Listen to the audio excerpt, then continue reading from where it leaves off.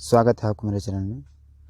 आज की इस वीडियो में हम क्लास 12 एनसीईआरटी इंग्लिश ग्रामर में सिंथेसिस को पढ़ेंगे और हम इसमें सिंपल सेंटेंसेस वाला पार्ट पढ़ेंगे और बाकी का जो कंपाउंड और कॉम्प्लेक्स है उसको अगले वीडियो में हम पढ़ेंगे। तो चलिए पढ़ना शुरू करते हैं।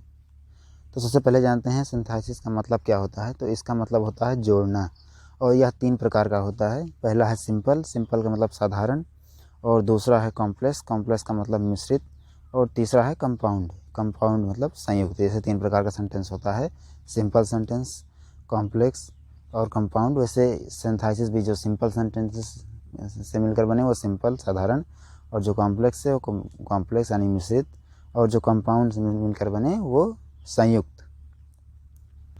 इसमें हम कुल मिलाकर 2 वाक्यों को जोड़ते हैं। सिंथेसिस में मुख्य रूप से हम यही करते हैं। तो इस वीडियो में हम सिंपल सेंटेंस वाले को पढ़ेंगे, बाकी और हम अगले वीडियो में पढ़ेंगे। तो चलिए पढ़ना शुरू करते हैं।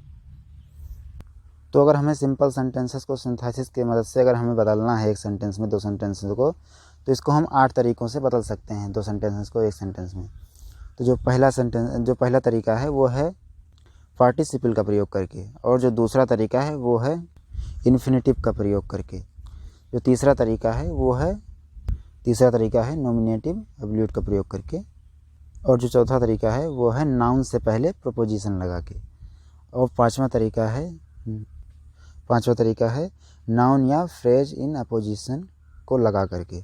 छठा तरीका है एडवर्ब व एडवर्बिलर फ्रेज लगाकर। सातवां तरीका है एडजेक्टिव का प्रयोग करके। आठवां तरीका है कंजक्शन का प्रयोग करके। तो ये हैं इसके 8 तरीके।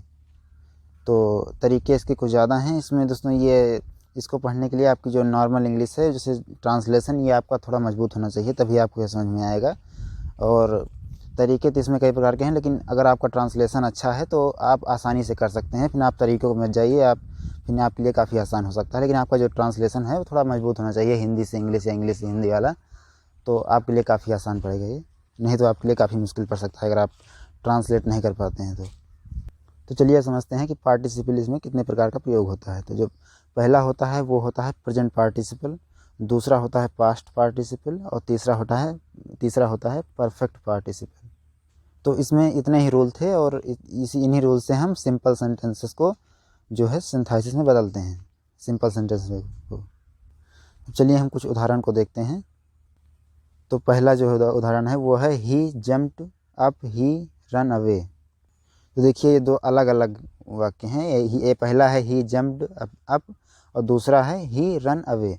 इन दोनों को हमें एक बनाना है। तो दोस्तों अगर आपका इसे ट्रांसलेशन अच्छा हो तो आप पहले इन दोनों को ट्रांसलेट कर लीजिए अलग अलग, उसके बाद मन में सोच कर उसको ट्रांसलेट कर लीजिए। तो ये काफ़ी आसान होगा। फिर आप रूल से कोई मतलब नहीं, आप आसानी से कर सकते हैं बिना किसी रूल को। 19-20 अगर इधर उधर होगा तो उससे कोई दिक्कत नहीं है, वो आपका सही माना जाएगा। अगर आपका ट्रांसलेशन अच्छा है तो आप अच्छे से कर सकते हैं। तो चाहे आप रूल को उतना अच्छे से नहीं जाने, लेकिन फिर भी आप अच्छे से कर सकते हैं अगर आपका ट्रांसलेशन अच्छा हो तो अगर आपका ट्रांसलेशन अच्छा नहीं है तो आप पहले अपने ट्रांसलेशन पर पहले फोकस अच्छे से कर लीजिए, तो आपके लिए काफ़ी आसान हो जाएगा इसे समझना। तो अगर हम इसका हिंदी में मतलब देखें तो ये लिखा है, तो जो पहला वाक्य लिखा है ही जंप्ड अप, उसका मतलब वह कूद गया। उसके बाद लिखा है ही रन अवे, इसका मतलब है वह भाग गया।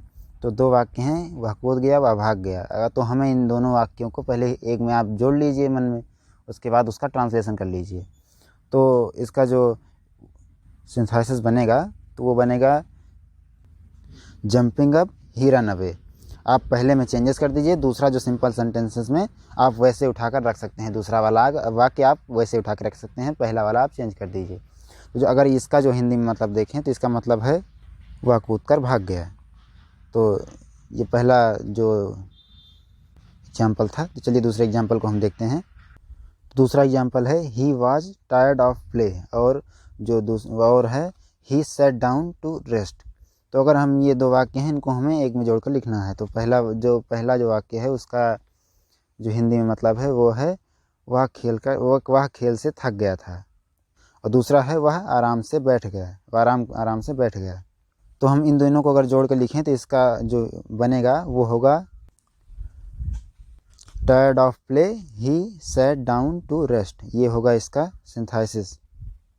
इसका हिंदी में मतलब होगा खेल से थक के वह आराम करने के लिए बैठ गया।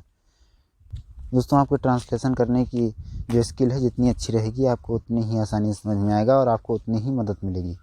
तो आपकी अगर ट्रांसलेशन करने की जो स्किल है वो अच्छी नहीं है तो आप पहले उसको अच्छा कर लीजिए, फिर ये आपको बड़े आराम से समझ में आ जाएगा। इसमें ज़्यादा कुछ है नहीं, आप रूल के हिसाब से समझ जाइए।